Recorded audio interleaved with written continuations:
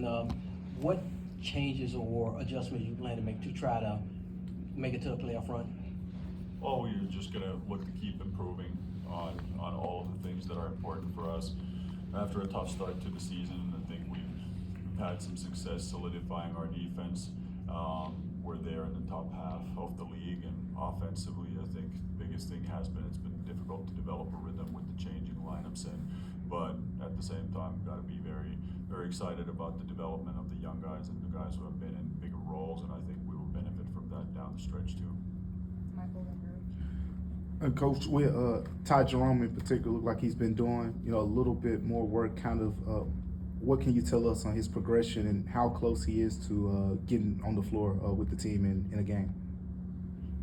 He's already been on the floor with the team, so doing certain drills and different type of stuff on the court. But he's making great progress, and if the timeline changes, there will be announcements about that. But so far, it's looking good. It's going in the right direction. I had the same question, but how does he fit? How do you see Ty when he is able to get on the floor? How does he fit around some of the other pieces that you have, and what will you look for from him?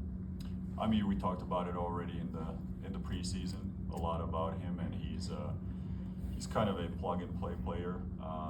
Last year, he was able to handle a bigger on-ball role where he was a creator not only for himself, one of the best creators for himself especially in the short mid-range from the three, but also we saw it already in the preseason that he can get other guys involved at the primary position, but he can also play next to another ball-dominant guard and space the floor for those guys and offers legitimate basketball IQ, length, also defensively. So slotting him on bigger guys on wings, for example, is possible. So there's a lot of ways it can go with time.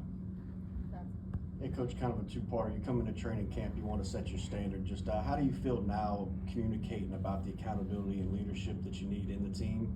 And to that point, maybe I'm pronouncing it wrong, CISO, the Finnish concept of just persevering. Have you had a chance to maybe explain that to the team? No, we haven't spoken about Sisu and overall like the leadership and all the stuff that goes into it. It's a day-to-day thing. It's not something we bring up at halfway through the season and say, hey guys, now this matters.